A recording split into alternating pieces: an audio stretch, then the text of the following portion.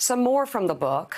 Bolton reportedly writes that the president did not know that Britain has nuclear weapons, and even asked if Finland was a part of Russia. Bolton also writes that President Trump came closer to withdrawing the United States from NATO than previously known.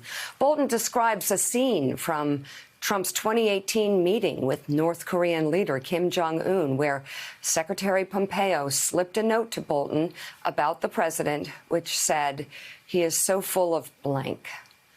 Bolton also details how even the president's closest advisors had an unfavorable opinion about his abilities, such as Chief of Staff John Kelly, who openly asked about Trump, quote, "What if we have a real crisis like 9/11 with the way he makes decisions?"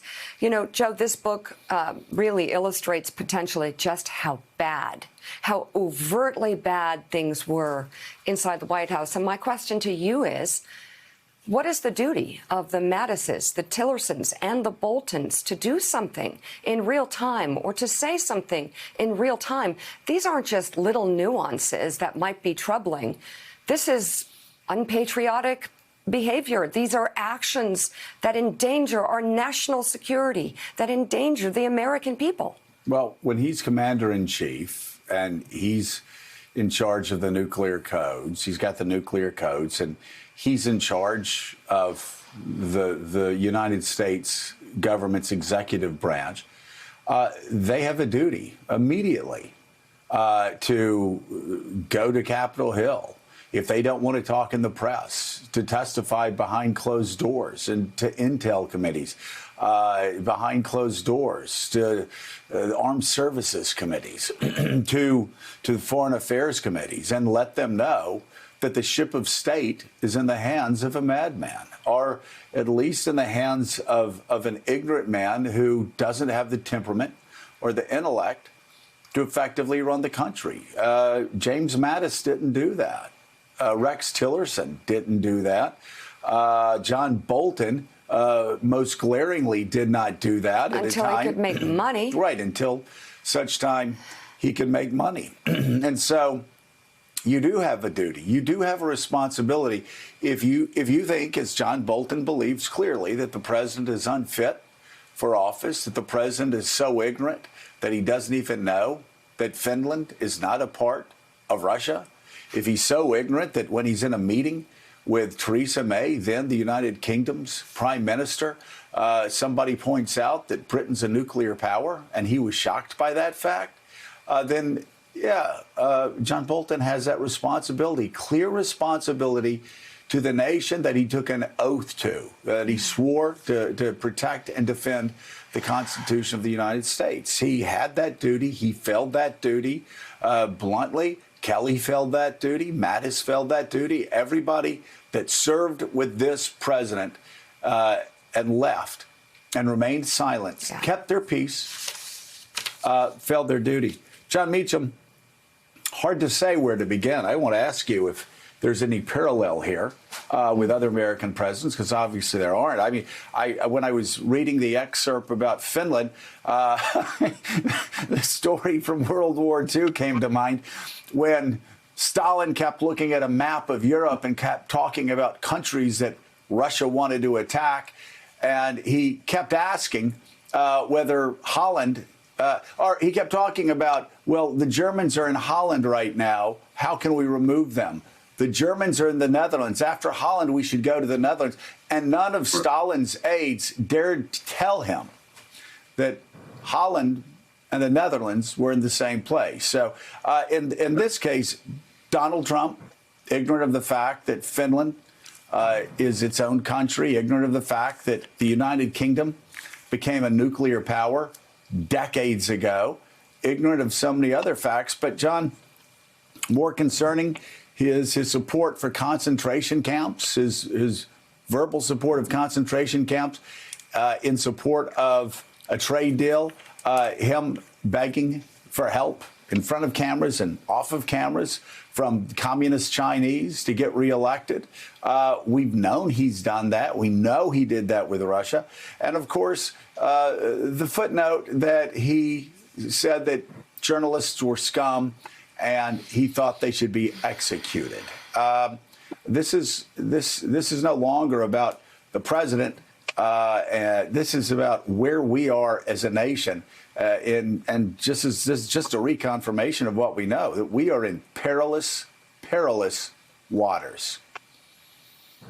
Absolutely. I was thinking yesterday when I was reading Peter's story and others, in a way, how quaint it is to think that Donald T. Reagan in 1987-88 shook the core of the American system by revealing that Mrs. Reagan had used an astrologer to advise on President Reagan's schedule. Remember that? What does Jones say was the question. And that moment during Iran-Contra led, when Howard Baker of Tennessee came in as chief of staff, his folks looked at the 25th Amendment about Ronald Reagan in 1987, and they got in and they saw President Reagan, realized he was totally fine, and moved on. But that's actually a small example of how grown-ups should act in moments like this. They were worried that the president might not be altogether there, and so they did some homework. In all of these books, and Peter or Jonathan can correct me here, I don't think anybody has said that Mike Pence has ever in any way raised the possibility that, in fact, we might have to take steps here in the event of a genuine crisis.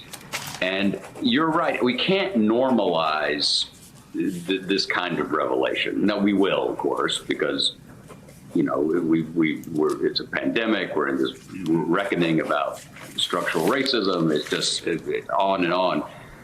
But the president of the United States is soliciting the help of foreign powers. He's compromising the sovereignty of our elections. We knew that. The United States Senate knew that and simply decided, because so many of their supporters not just support the incumbent, but strongly support the incumbent. I think that's an important point, and you know this, that part of the reason, I think people need to really focus on this, part of the reason when people in the center say, why don't these seemingly sensible senators, they always say they're worried, but then they don't do anything about it. The reason they don't do anything about it is not because of Trump's broad support in their states, but because of the ferocity and devotion of an ever-shrinking demographic base of support for the president that is scary when they look at it on their polling sheets, but they're on the wrong side of history here. The Bolton project gives us detail, and it's the dump of the notes of a Washington insider who clearly always knew he would be doing what he's doing, and we're all playing our parts here. We are enabling the holdback of information for a memoir right now, so we should acknowledge that. But the fact is, this is the narrative, this is the reality of our president. And I think we're about, 142 days or so away from the election. And I just hope people can stay focused enough to realize that we need to make this an aberration, not our reality. Well, and Willie, again, the question is, I remember in law school, my constitutional law professor at one point read a case, and he closed the case. He goes, well, that settles it. The 10th Amendment, as drafted by our founders, is officially dead after this case. And he was a liberal, so I don't know that he saw that as a bad thing. But Donald Trump, if people look back at the actions of Donald Trump, they could be excused for coming to the same conclusion as John Meacham was saying about the 25th Amendment. And you've got somebody who in 2016 solicited help from Russia. Jonathan Lemire asked a question on whether he trusted an ex-KGB agent or his own intel agencies more while in Helsinki at that infamous press conference. And Donald Trump sided with the ex-KGB officer. in Helsinki and threw his own intel community under the bus on Russian interference when everyone knows that Russia interfered in the 2016 election. You have a president denying a pandemic was coming, even as Joe Biden was warning in January that it was coming. Donald Trump saying it was one person coming in from China. Donald Trump, a month after Joe Biden's stern warning, saying there was only 15 people coming in from China. The next month saying it would all be gone very soon. And now we have almost 120,000 people dead. Then the president going on and in front of his White House doctors saying, let's try disinfectant, saying, let's try sticking lights inside of people, while this pandemic was on the way to killing 3 times as many Americans. It's hard to tell. I'm reading a biography about the Battle of Britain right now, and the pain and the misery that the British people went through as Hitler bombed their city almost every night. But we're in a pandemic that has killed 3 times as many people as died from Hitler's bombing raids during the Battle of Britain. Up to 120,000 now. We hear it's going to go up to 200,000 in the middle of this crisis. The president keeps denying it. He denies that this crisis is here. He denied that it was coming. He denies that it will be here in the fall. And he engages in magical thinking that is untethered from reality. Well, Facebook, hello, my friends at Facebook. Well, Facebook puts out conspiracy theories that doctors that I've spoken to over the past week have had to tell their patients is a conspiracy theory, is a lie about Dr. Fauci, is a lie about the coronavirus, is a lie about it being the same as the flu. These things circulate around, and grave damage is caused, and the president promotes this. And then, of course, you've got a president who openly praises China, asks openly for China's help, while Marco Rubio says, oh, he's just joshing about asking a communist leader to interfere in American elections after an ex-KGB agent interfered in the 2016 elections. Marco said he's just joshing, isn't it funny? He's just that way. And then we find out behind the scenes, Donald Trump gives his go-ahead to the building of concentration camps for 1 million minorities in China.